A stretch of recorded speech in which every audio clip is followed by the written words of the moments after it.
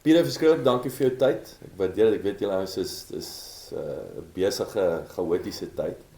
Maar gee ons 'n bietjie net 'n agtergrond. Wie is jy? Wat het jy gedoen? Pad wat jy gestap het? Ja, dankie vir die geleentheid. Die meeste van my loopbaan, ek is 'n veearts, maar die meeste van my loopbaan is in die varkbedryf. Privaat praktyk, konsulterende veearts. En dan 2008 omtrent het ek begin konsulteer vir die varkbedryf SAFPO. As hulle veearts. So dit was 'n deeltydse werk, dit was 'n kontrak, so nog steeds in die privaat praktyk. En dan ons het 'n paar inisiatiewe gevat in die varkbedryf. Ons het siekte gehad in 2004-5, uitheemse siekte met die naam PRRS, PRRS.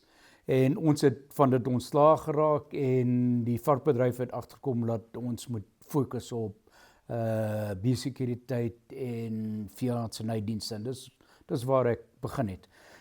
So een van die eerste dinge wat ons gedoen in daardie geval was om 'n kompartementstelsel te ontwerp. Dit is iets wat goedgekeur is deur WOA, die Wêreldorganisasie vir Dieregesondheid, of World Organization of Animal Health, WOA. So dis onder hulle het gidse hoe jy 'n kompartement stig. En basies 'n kompartement is 'n plek wat goed omskryf is,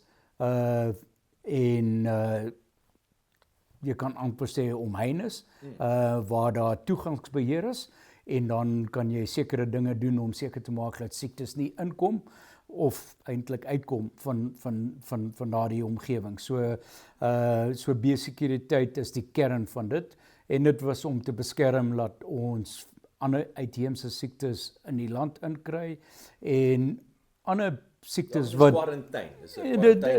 dis amper 'n quarantine-prinsip. Ja.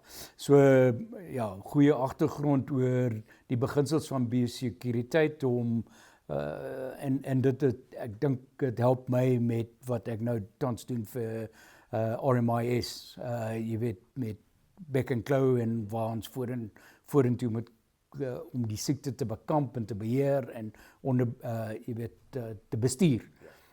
So dit was 'n goeie agtergrond, vind dit. Een van die ander dinge wat gebeur het in my tyd by SAFPO, hulle veearts, was Afrikaanse varkpes, wat altyd in die beheerzone basies nodig van die land, die meeste van Limpopo en gedeeltes van Mpumalanga en Noordwes, die nodig waar daar vlakvarke was, waar die reservoir. So hy was daar gehou en ongelukkig uitgekom, ontsnap en begin met Gauteng in omtrent 2012 en ons het hom beheer en ongelukkig van omtrent 2016-17 het hy dan begin die hele land volop raak. So daar's baie varkpeste in omtrent al die provinsies in Suid-Afrika. En so die agtergrond wat ons daar opgetel het, hoe om met die staat te werk, hoe om probeer siektes wat ons kon uithou, te beheer as hulle nou ontsnap het van waar die beheerzones was. So dit het my 'n goeie agtergrond gegee, wat my help met wat ons tans besig is om te doen met bek en klou. So ek wil vir jou 2 vrae daar vra. So ek wil 'n bietjie, so dit klink vir my daai tyd dit was 'n geluk by die ongeluk. Ja. In terme van hierdie die uitbreek, wat julle in staat toe nou gestel het om noodgedwonge proaktief te begin raak. Absoluut. So dis, ja. Maar nou wil ek net nog een trekkie terug gaan. En again, ek wil sê ek wil nou nie gaan fokus op ons weet wat die regering doen en meeste van die tyd nie doen nie. Maar dit klink vir my weer eens, dit was met die wilde varke. Daar's 'n wild komponent in daai beheerzones, want eintlik as jy hom nou gaan, ek wil sê reverse engineer is dit, begin dit met 'n beheerzone wat veronderstel was om maar te wees nie. Ja. En as jy eintlik gaan kyk waar ek wil sê die beginprobleem is dit hierdie beheerzones. So miskien 'n treukie terug. Daar is sekere parallelle tussen varkpes wat nou in die hele land te vind is en Beck and Clow wat basies ook dieselfde ja, so die buffels is die reservoirs van Beck and Clow hier en die vlakvarke is die reservoirs vir varkpes. Die oordrag is miskien bietjie anderste want daar's met varkpes daar's bosluis of sagte bosluis, ons noem hom 'n tampan wat deel is van die hele proses, maar met die Beck and Clow is dit direkte kontak tussen die buffels en obviously enige lewende hawe, gesplete hoof lewende hawe wat die siekte kan opdoen. Maar ons veeartsenydienste het ontsettende goeie planne gehad. Die Beck and Clow was beheer en gebly het in die Kruger Wildtuin waar al die buffels is en vir die varkpes het ons dit gehou waar daar positiewe vlakvarke was wat soos ek voorheen gesê het in die noorde van die land, so Limpopo en klein gedeeltes van Mpumalanga en Noordwes, oos en wes van, maar ook ons het so 'n lyn gehad deur Warmbad, Bella. Basies alles noord van dit was varkpes areas. Maar daar was goeie materiaal om te verhoed dat daar die siektes uitkom en die grootste materiaal om seker maak dat jy nie infeksieuse materiaal uit daardie zones bring. So baie van die jagters het geweet dat as hulle 'n vlakvark skiet, hulle mag nie die vlakvark deebring as 'n heel karkas. Hy moet ontvel word, hulle moet die lymfknope verwyder en so voorts. En so, dit was 'n beheermateriaal. Maar jy het en Beck and Clow, ons moes seker maak dat ons nie diere wat potensieel die infeksie opgedoen het van die reservoir, van die buffels, laat ons hulle ook nie sommer in ons vrye zones inbring. Ongelukkig, daar's 'n ander probleem. Hy het 2 voete. Dis die mens. En as mense begin daardie reëls nie nakom nie, dit is waar ons probleem ontstaan het. So, ek dink ons kan baie vingerwys na veeartsenydienste, maar veeartsenydienste alles is onderste die veeartsenydienste het die regte dinge gedoen, hulle het regte planne gehad, maar omdat daar redelik onwettige gedrag is onder baie van ons mense, gaan nie vinger wys na wat die mense, dit maak nie saak nie. Dis wat die probleem is. So, jy weet, as ons net al daardie regulasies en gidse nagekom het, so ons nie gesit het met al 2 van die siektes in die voormalige vrye zones.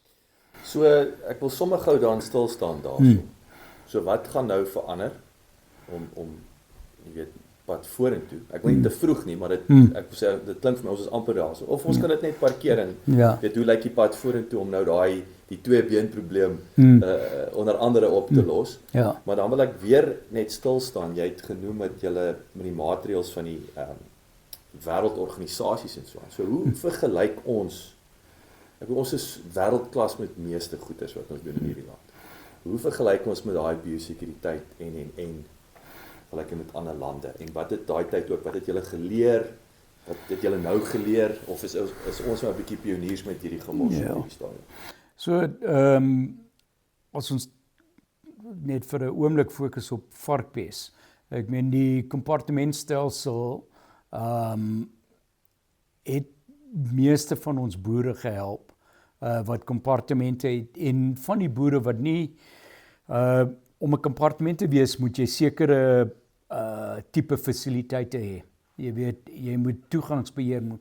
So van die ouer plase. Dis 'n HACCP. Dis 'n HACCP ding. Ja, jy besluit waar die risiko is. So van die ouer plase moet voertuie inry om voer af te lewe. In nuwe plase sal dit nie gebeur nie. So van daardie ouer plase het nog steeds biosekuriteit maatreëls toegepas, maar nie op die vlak dat hulle kan geregistreer word as 'n kompartement.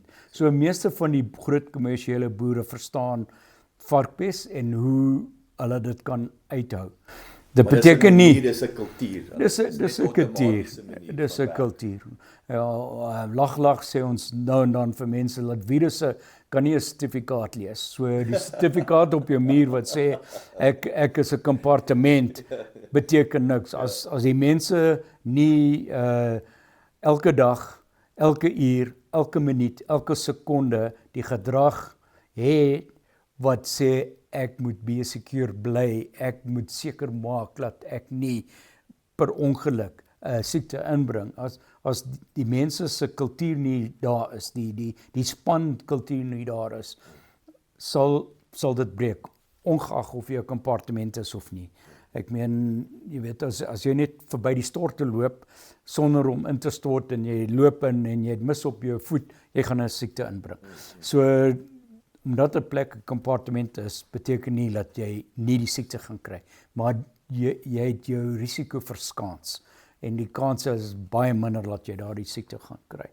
En dieselfde gaan ons moet toepas in 'n groot materiaal met ons bek en klou.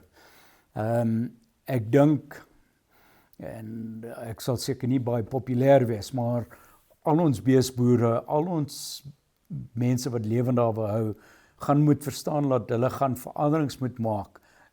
En van die gedrag, van die maniere wat jy elke dag boer, gaan miskien ongemaklik wees. Jy weet, omdat dit nie is daar 'n kostekomponent, het ouens verskonings dat hulle sê ek kan dit bekostig. Daar is seker 'n paar onkostes, maar die grootste ding is hoe jy verstaan waar die risiko vandaan kom, wat die oordrag metodes is van hierdie siektes van een plaas na 'n ander plaas, van een gebied na 'n ander gebied toe. As jy dit verstaan en jy verander hoe jy werk, dit hoef nie 'n groot onkoste te wees. Wel, dit gaan goedkoper wees as om jou besig te skiet. Ja, boere sal jou skiet as jy dinge soos dit sê. Maar ons gaan moet verander. En een van die dinge wat ons agterkom in die laaste 20-30 jaar, is daar's baie nuwe siektes wat ontplof. Ek dink COVID is seker 'n goeie eksempel. Voorbeeld, jammer. Ja, is 'n goeie voorbeeld. Ons het nie COVID geweet of geken. Kyk, SARS en van die ander corona respiratoriese siektes was daar. Maar COVID het ons nie geken. So dit was 'n nuwe siekte en kyk wat dit ontplof in die wêreld. En dit kan net sowel gebeur met lewende hawe. Een bees, skaap, varke. Daar's 'n siekte wat ons nie van geweet het.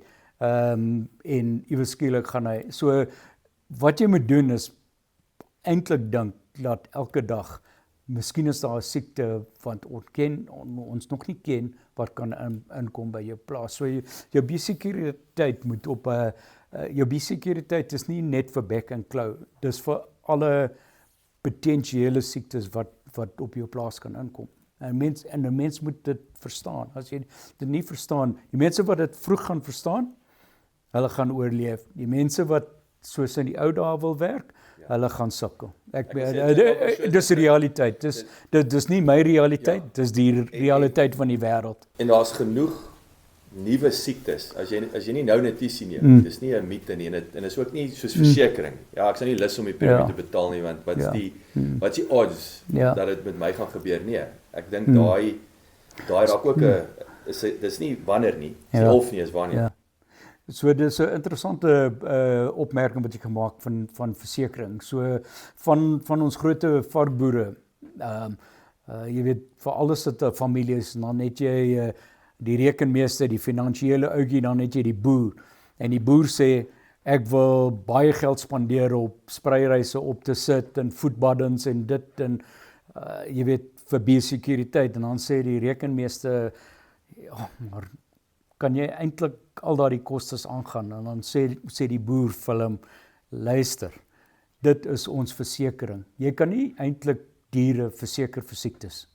Daar's geen ons het dit probeer, my daar by Safpoe, ons het probeer om te kyk of jy 'n versekeringsmaatskappy kan kry om jou diere vir jou te verseker teen 'n siekte. Maar daar's soveel faktore wat jy nie eintlik kan vir 'n aktuëre mense gee. Ja, hy kan nie dit hy kan nie die risiko en die koste van die risiko kan hy nie bepaal nie. So ons sukkel. Ek meen kompensasie in Suid-Afrika. Ons het baie keer gepraat die regering moet kompenseer. En dan het ek gesê, "Wel, laat ons dit privatiseer." En dan gaan jy na 'n versekeringsmaatskappy en hulle sê, "Wel, ek moet weet wat is my risiko." Jy weet, as dit ek en jy en ons lewensversekering en hulle sê, "Wel, ons weet die meeste mense, jy weet, mansmense wat nie vals skerm spring doen gaan tot 80 lewe." So jy weet hulle jy weet jy verstaan hoe werk hulle. Daar's genoeg datapunte. Maar hier en ons kan maar hierso is dit is nie. Wil ek sê dis 'n nuwe. So dit kom terug by my punt. Die boer sê vir my enige manier om my risiko teen siektes te verskans is om geld te spandeer op my biosekuriteit. So hy sien dit as sy versekeringspremie. Hy sien dit nie as 'n koste, dis 'n versekeringspremie. Dis nie 'n grudge, well, sê 'n versekeringsgrudge purchase, maar dit is tegnies. Enige geld wat uit jou sak uitkom is 'n grudge.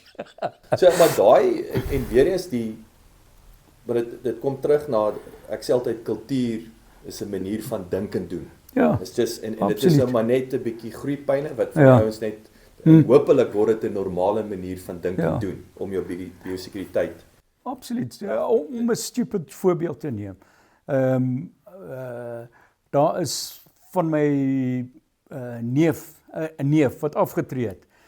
En as ons by sy huis kom, jy weet, jy haal jou skoene uit by die deur want hy moet sy eie matte skoonmaak en goed, hy sê, haal jy so jy weet dit is hoe hy besluit het om sy risiko van 'n vuil mat wat hy nou moet skoonmaak, dan haal almal hulle skoene af en dan loop jy in die huis in jou kouse. Jy weet so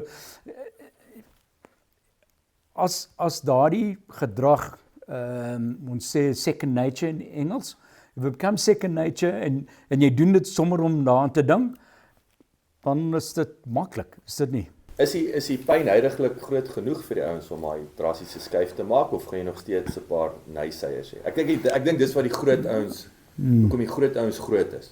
Want hulle dink anders. Hulle ek sê daai best practice word vinnig geïmplementeer. Kyk, ek dink om daardie verandering in jou lewe te maak en daardie volgende stap te vat, moet jy die emosie heeltemal uit die saak uit. En op die oomblik met Beck & Clow is die emosie van almal baie hoog. Dis amper could have, should have, would have. Ja, so jy weet, as jy net stil gaan sit en dink, nou, okay, ons het die moeilikheid. Laat ek die emosie uithaal, nie kwaad raak vir die mense wat diere geskuif het onwettig, nie kwaad raak vir veeartsenydienste wat miskien bietjie stadig was om te reageer en proaktief te wees, nie kwaad raak omdat daar nie genoeg enstof was toe hy so vinnig begin versprei. Vergeet van daai goed en sê, okay, hier is waar ek is, hoe gaan ek boer vir die volgende 10, 15, 20 jaar?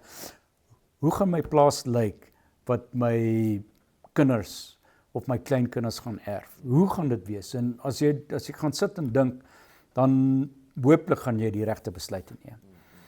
Ek dink een van die ander dinge wat miskien vir my belangrik is en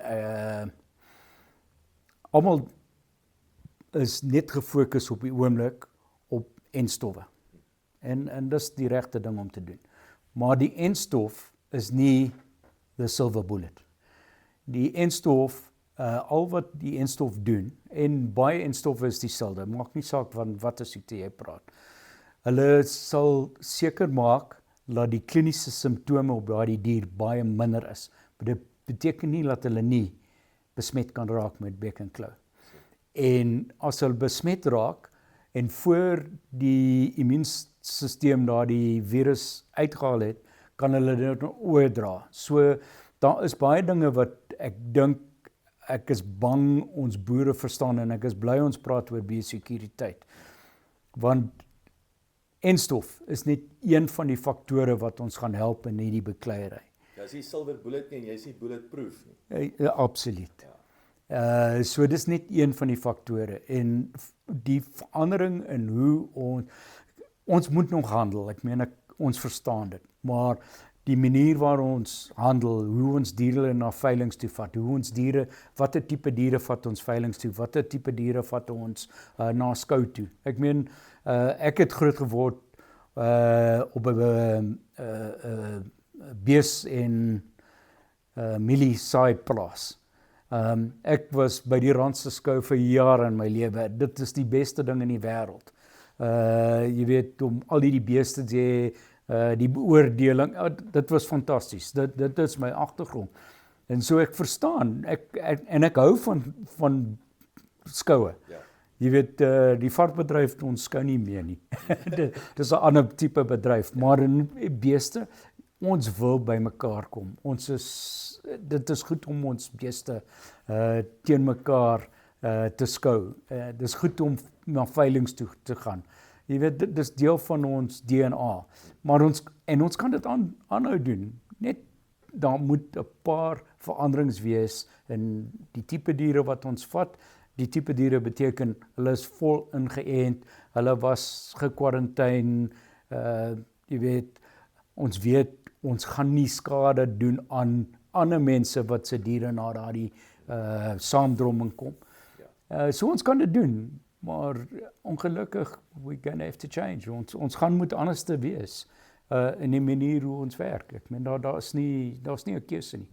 Wat is die en weer eens dit is as jy sê dit help nou nie mens fokus op ons weet wat die probleem is, maar ek wil sê een van die rolspelers, die twee-been rolspelers wat ek sê in die gemors is onder andere polisie, verkeersbeamptes wat net daar gaan die trok, kyk nie wat daar gaan nie, is dit, hoe word daai geadresseer? Dit klink vir my weer soos 'n, ek wil sê opleidingsprobleem aan die een kant. Aan die ander kant is dit kyk, ek wil nie sê kan nie regtig omgee nie, maar dit klink vir my daar's meer 'n weet nie wat die aangaan komponent. Ja. So ek meen die realiteit is ons het 'n baie komplekse samelewing op die oomblik en die veiligheidsgedeelte van ons samelewing doen nie wat hulle moet doen. Ek meen ons verstaan dit. Ek meen hoeveel kommissies is daar aan die gang op die oomblik. So ons verstaan daar moet 'n groot verandering wees in almal. Yes. Jy weet, anders as ons gemeenskap nie verander nie, as ons nie as mense nie, ek meen daar's soveel voorbeelde. Ek meen dronk bestuur, jy weet, oor 'n rooi lig ry, jy weet daardie tipe, dit is ongelukkig ons is nie ons is bang om 'n nanny state te wees, soos Australië en goed, maar daar moet 'n middeweg wees waar absoluut. En ek dink een van die dinge, dit was eintlik 'n baie goeie opmerking wat iemand gemaak het in 'n webinar wat ek bygewoon het nie lank terug. Ons moet ook mekaar se kulture begin verstaan. Jy weet hoe belangrik is dit vir sekere van ons mense, jy weet, as daar begrafnis is, as daar troue is, as daar een of ander familiegeleentheid en daar moet 'n dier wees. En ons moet dit verstaan. Dit gaan nie verander. Nee, ons wil dit nie laat verander nie. Die kultuur is belangrik vir ons almal. So ons moet begin mekaar vind en verstaan, okay, in jou kultuur, dit is hoe dit, laat ons jou net help, laat jou kultuur en wat jy nodig het om te doen met 'n dier, is eerste van 'n welsynpunt af okay, en tweede van 'n dieregesondheidpunt af okay. Laat ons sien waar ons mekaar kan kry, maar jy weet, om vinger te wys, om lyne in die sand te trek, dit werk nie. En dit gaan nie werk nie.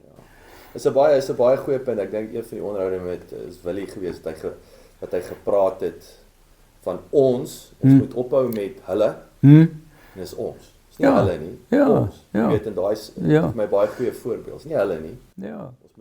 Jy weet, ons moet, miskien is dit, en ek weet nie wat die Afrikaans is vir cliché, maar miskien is dit 'n cliché, but we want to be the rainbow nation. En beteken, jy moet almal, ons moet almal saamlewe. Jy weet, maar daai is weer 'n laat my dink, en ek wil nou nie aangaan aan dieselfde punt oor beklemtoon nie, maar is daai 'n team is as good as its weakest link. En ek dink in hierdie geval die Rainbow Nation is as good as its weakest culture of groep mense of organisasies. Dit is hoe alles saam getrek word. So kan jy asseblief, ons het nou gepraat, weet ons nou praat van vark, ons praat van bees, ons praat van skaap natuurlik, bees, vleis, melk, koei. Ek wil 'n bietjie daar natuurlik stil staan veral met die suiwelindustrie. Hoe vergelyk hierdie langs mekaar, weet in terme van die uitdagings nou, en wat is daai juis uit 'n biosekuriteitsoogpunt, soos wat is die gapings, en dan natuurlik hoe lyk die pad vorentoe vir elkeen van hierdie. En ek wil sê as jy nou met daar's 'n klein boer en jy moet nou, ek wil nie sê 3 tips nie of 5 of 6 tips, wat moet in plek wees as daai nuwe manier van doen en dink outomaties rol. Wat moet in plek wees? Ek dink een van die dinge wat ons begin leer nou oor Back and Claw. In die verlede, daar was sekere dinge wat ons gedink is feite. Die een feit was die Back and Claw virus, veral die SAT stamme, die Suid-Afrikaanse territories stamme, sal nie ver versprei. Nou, daardie werk is gedoen en daardie wetenskap is gebaseer op die oordrag van buffels na beeste toe en van een bees na ander bees in daardie bufferzones, waar daar baie min virus is. Wat ons nou begin sien is as ons groot groepe diere kry, dink aan 'n voerkraal, waar baie diere baie naby aan mekaar staan. Baie diere word siek dieselfde tyd. Die viruslading is baie hoër as wat jy in enige proef in jou lewe kan doen. En so daar's dinge wat ons nou begin sien wat ons gedink is nie waar nie. So die feit dat nou dit lyk asof die Back and Claw virus miskien oor 'n kort afstand, nou praat ek, wat ek sê kort kilometers, kan versprei met die wind, veral as dit bedompig is, bewolk is. Jy moet verstaan, virusse word doodgemaak deur UV-strale, so mooi warm sonnige dag, dan die virus gaan doodgemaak word. Stil dag, dan kan hy nie ver beweeg nie, so hy vrek daar waar die bees hom nou uitgeasem het. So, maar ons verstaan nou dat dit lyk asof hy beweeg. So, en wat soos wat nou met die varkindustrie. So wat met die varkindustrie bedoel. Maar dit wat my pla is, nie wat my pla, wat my bekommer is, nou dink ons, wel, hierdie virus is nou in die lug, ons kan niks doen. Hy gaan in my eenheid inkom, ongeag of ek stort het, of 'n kompartement het, of wat ook al. En jy moet elke ding doen, elke dag op biosekuriteit, ongeag, daar's bietjie van 'n formule. As jou risiko 0.1% is, dit klink baie laag. Maar as jy 0.1% fout maak vir 365 dae, dan is jy nou, jy weet, op 36% kans dat jy daardie, ek weet dis 'n baie rowwe tipe som. Maar dis die prinsip. Jou risiko akkumuleer. So dis hoekom jy moet alles doen wat jy kan doen. As dit act of God is, die wind waai hom van, jy weet, 'n groot voerkraal of 'n groot melkery in jou varkeenheid in, of waar jy jou beeste gekwarantyne het. Okay, ek meen, daar's niks wat jy daaraan kan doen. Maar die feit is, doen elke liewe laaste ding wat jy kan doen. Prakties op biosekuriteit. Ek meen, en ek weet van, en ek gaan die name noem van boere, beesboere, wat hulle verskillende troppe het op die plaas. En 'n trop het siek geword met bek en klou langs die groot pad, langs die grondpad, waar daar rondlopende beeste was. Net daardie trop op hierdie plaas wat 'n paar duisend hektaar is, het siek geword, want hulle het seker gemaak, hulle het net een persoon wat met daardie kudde werk, 'n verskillende persoon werk met die ander kuddes. Hulle ruil skoene. Mense, een van die ander risiko's wat ons nou het, is baie van die mense wat op plase werk, bly nou in die dorp. Dan kom hulle plaas toe in die dag. As jy net seker maak dat hy uittrek en hy sit sy 'n overall aan of werksklere wat op by die plaas bly, skoene wat, jy weet, dis daardie klein dinge. Dit is 'n pyn, want dit vat hulle 15 of 20 minute om klere te ruil, maar jy weet, as dit nou deel is van die roetine, dis deel van die roetine. So dis klein dinge. Jy weet, om te dink dat as jy 'n spuit het op die ingang by jou plaas, maar die ouetjie wat ingery het, klim nie uit nie en sy skoene is vol mis en hy kom by jou kraal en jy het nie gedink aan wat gaan aan in die kajuit, wat gaan aan op die persoon se skoene. So as jy besoekers kry, bring hulle kantoor toe, laat hulle overall aantrek, laat hulle jy weet skoene aantrek wat op die plaas bly. Dit hoef nie 'n gumboot te wees. En dan vat jy hulle om jou bes te sien. Klein dinge wat jy kan doen. En jy moet nie ophou dit doen, want jy weet, want miskien kom die virus in die lug. Jy weet, jy verstaan. Dit is weer daai hou aan dit doen tot dit normaal word. Ja. Dat dit nie anders kan is om dit absoluut te doen. Absoluut. Dit klink vir my, jy weet, dit is nou baie, ek wil sê dis appels met appels. Ek onthou back in the day het ek het vir Ecolab gewerk in Engeland. En ek onthou weet jy, ja. So en met daai jare weer, dis hoe ek weet van die ASIPs en alles en hulle. So maar dit klink vir my selfs daai groot in die Ecolabs van die wêreld nou speel natuurlik dink ek kritiese rol in Suid-Afrika. Absoluut. Van om daai opleiding van die boere en wat is daai best practice in terme van biosekuriteit. Help hier ons, waar is hulle? Sit hulle om die tafel? Kyk, ek dink ja, 'n mens hoop so. Kyk, baie van die obviously die farmaseutiese maatskappye wat dieregesondheidsmiddels verskaf. Hulle fokus, baie van hulle fokus op ontsmetmiddels en goed, maar jy weet, ontsmetmiddel het sy plek en ons moet goeie ontsmetmiddels hê, maar jy weet, dis deel van die hele reeks goed wat 'n mens moet doen om jouself te beskerm. Staan 'n bietjie stil met die suiwelindustrie. Jy weet, wat het julle gesien nou? Jy weet, hierdie manne het, ek wil sê die hardste houe sekerlik gevat. Ja. So ja, kyk, ek dink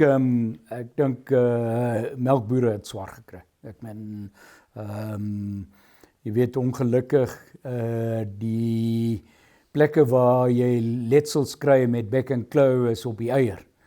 Of van die plekke waar jy letsels kry is op die eier. So baie van ons boere, melkbore het baie koeie verloor, jy weet, wat nie herstel het, die eiers is verloor, hulle kry hoë somatiese tellings, mastitis.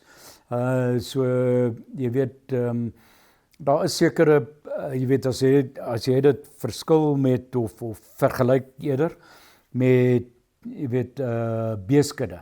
Jy weet, baie van ons beeskuddes, as hulle nie klein kalvers gehad het en so voort, jy sou die siekte sien vir 'n paar dae en dan hy verdwyn. Jy weet, as hulle nie dragtig is of verdragtig is en so voort. Maar met die melkmense, jy het altyd diere wat in melk is En jy weet, want hulle moet elke dag melk. Ek meen, dis deel van die kontantvloei, is deel van die produksiesisteem. So hulle het baie swaar gekry. En wat interessant is, die paar varkplase wat dit gekry het, dis waar hulle die ergste skade ook gehad het, was in die soe wat in melk was. Want hulle het ook letsels gekry, hulle wou nie laat die klein varkies suip nie, so daar die klein varkies het gesukkel. Jy weet, so vrektes onder die jong varkies, veral die suipvarkies was baie hoog. So, en dit is net ongelukkig waar die letsels, jy weet, gevind word op die liggaam. So, nee, mens voel hartseer van die melkboere. En dan, obviously van die maatreëls wat hulle moes volg, die dubbelpasturasie, jy weet, dit het ook newe effek op die ekonomie gehad van die hele melkbedryf. So ja, dit is moeilik. En dit lyk asof ook as jy in van die voerkrale, omdat die viruslading so hoog is, want jy het soveel diere wat virus uitskei, laat van hulle ook baie skade gehad het met veral voetletsels, diere wat weggeteer het, jy weet, van die mondletsels, nie goed geëet het, so hulle het ook swaar gekry. En ja, ek meen hoe jy dan beheer uitoefen op 'n kudde wat nou siek geraak en bek en klou, en die maatreëls wat volg kan ook baie ekonomiseer maak. Jy weet, vleisbeeste, jy verloor die 5de kwart vir 'n redelike lang ruk. Jy weet, die 5de kwart is 'n groot gedeelte van hulle winsmarge. En obviously, jy weet, as jy nou melkbeeste verloor, jy weet, jou kudde word kleiner. Ek meen so, en as jy produksie-ekonomie verstaan, dan weet jy, nou het jy minder volume om jou oorhoofse koste te delg. Nee, baie mense het baie seer gekry en dit gaan 'n tydjie vat voor almal weer is waar hulle was. So, daar's twee dinge, so dit twee vrae. So die een is is daar ek wil sê 'n korrelasie tussen in terme van die produksieeenheid van 'n varkboer en 'n melkboer. En ek wil sê wat daai lesse van die varkboere is daar wat is daai belangrike lesse wat 'n melkboer kan toepas? Of is daar geen korrelasie nie? En aan die ander kant wil ek 'n bietjie praat oor die verbruiker.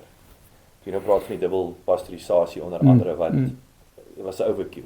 Ons weet dit nou, dit was actually stupid, maar dit is om die verbruiker vasglo hierdie vleis is giftig of die melk is so.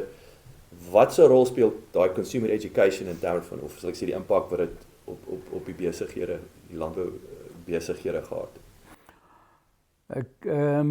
Ek dink as ons laat ons eers fokus op die verbruiker. Ek dink en miskien nie genoeg nie. Is die verbruiker vertel en laat bek en klou nie 'n zoonotiese siekte is. Dit kan niks doen aan die verbruiker.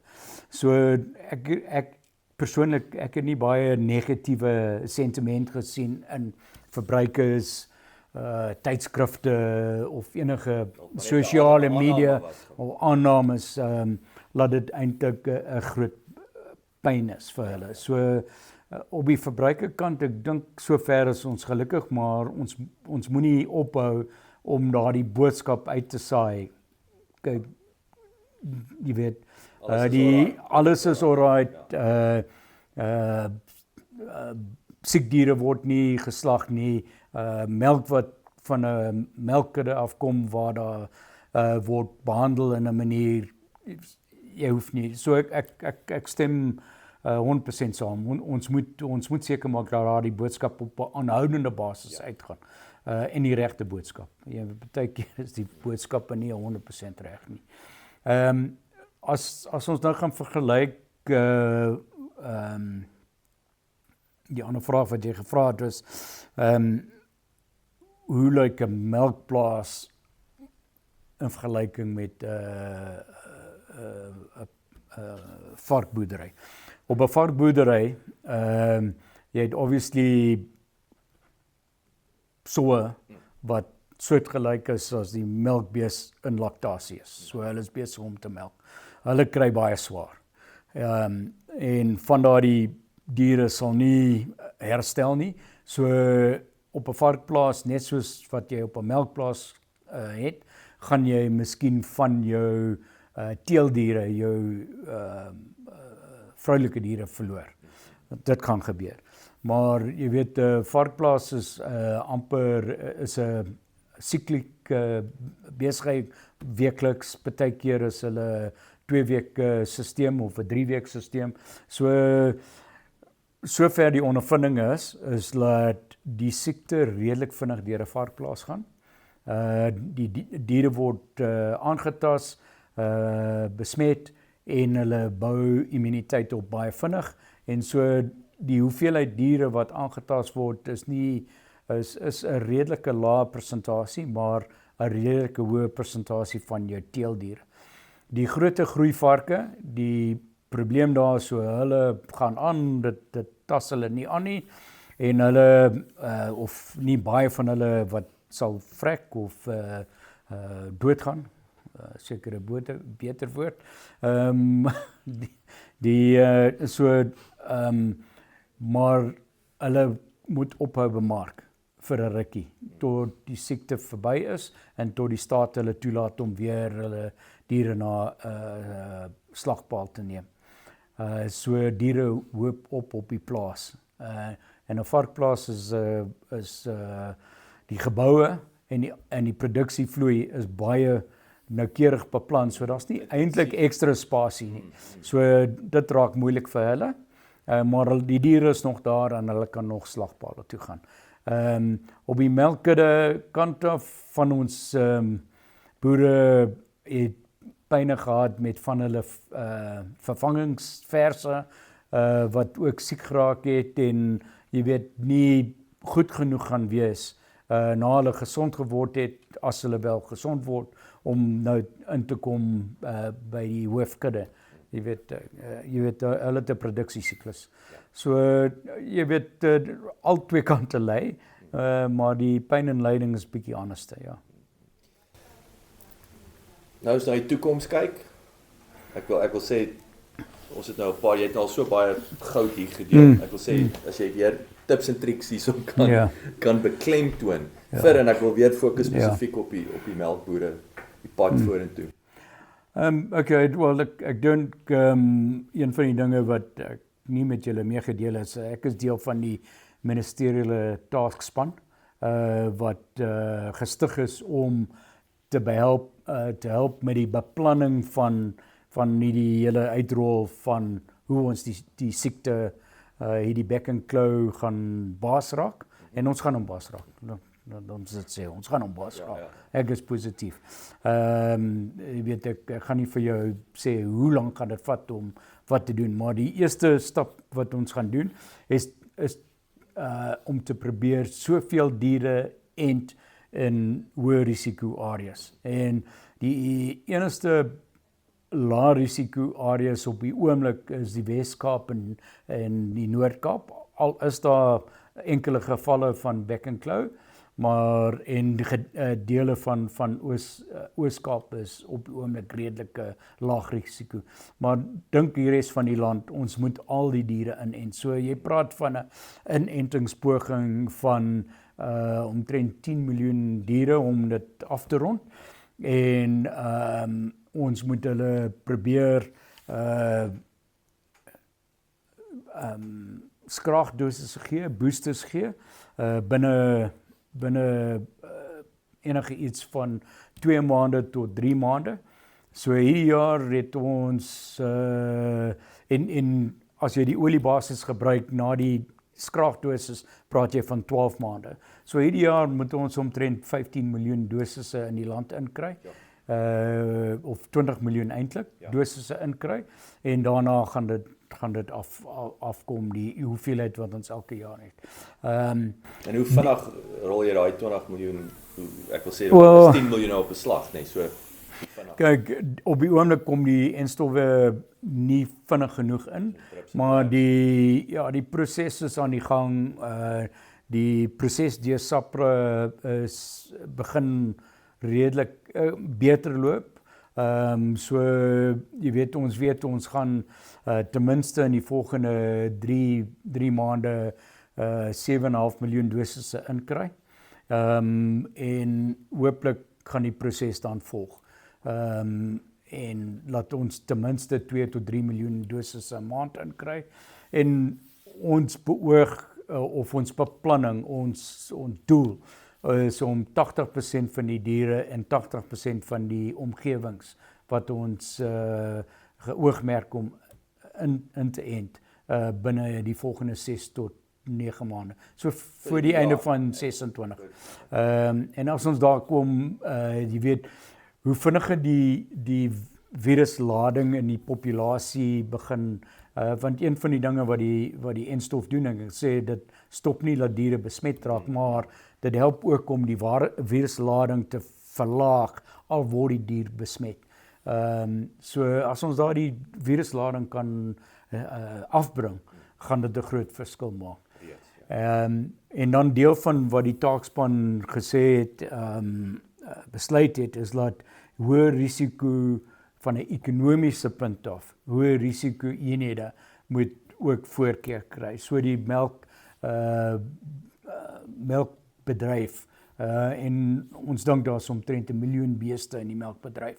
So van daardie 10 miljoen, ons hoop dat ons 1 miljoen dosisse in melkbeeste kan kry.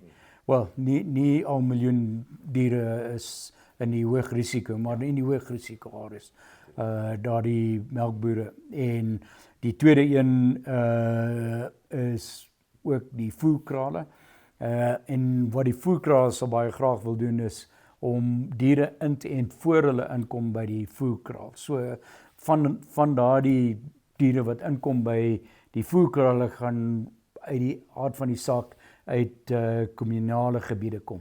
Jy weet, baie van hulle kalvers of speenkalvers word opgekoop deur die voerkraalbedryf. So jy weet, dis nie kommersieel teen kommunaal, dit is die hele, en ons het voorheen daaroor gepraat. Jy weet, ons moet praat as ons die bedryf is nie kommersieel en kommunaal, dis almal. So dis die idee, en obviously varkplase ook, waar jy groot groepe diere bymekaar het, is jou risiko baie hoër.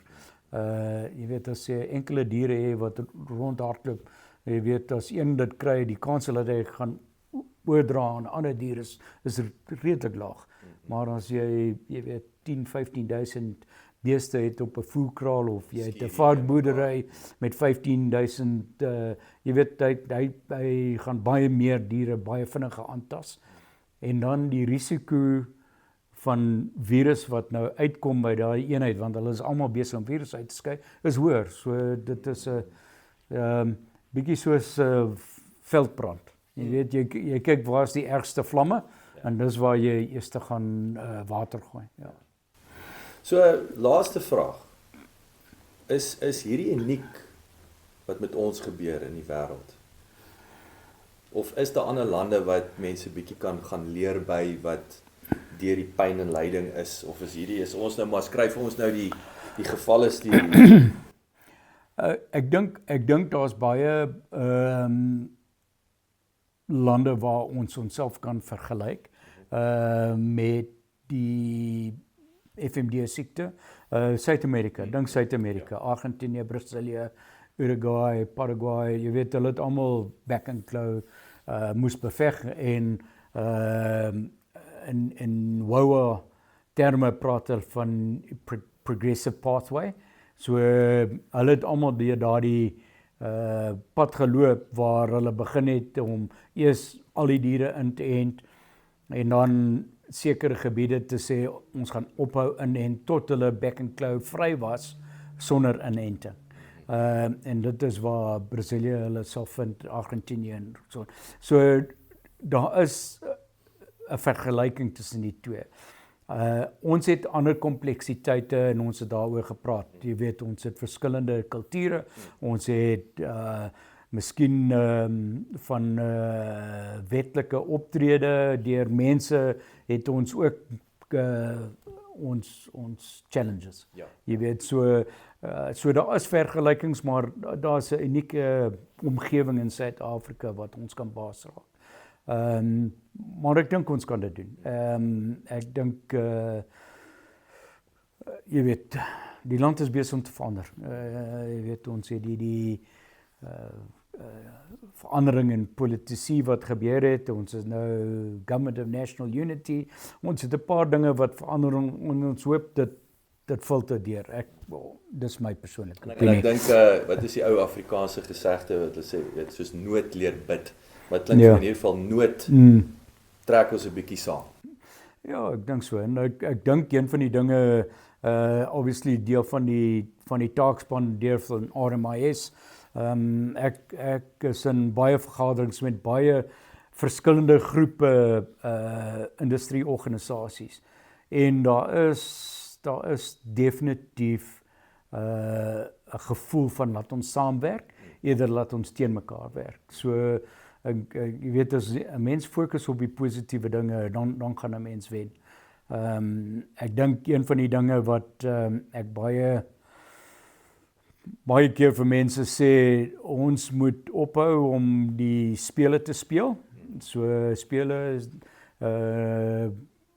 dinge soos veeartsenydienste, die polisie, ons moet ophou om die spele, ons moet fokus op die bal en die bal is ons moet op die virus werk en die virus onder beheer kry eerder as om jy weet teen mekaar te probeer staan, want vra vir Rassie Erasmus, hy sal vir jou vertel jy wen nie 'n speel 'n toets as jy die spele speel.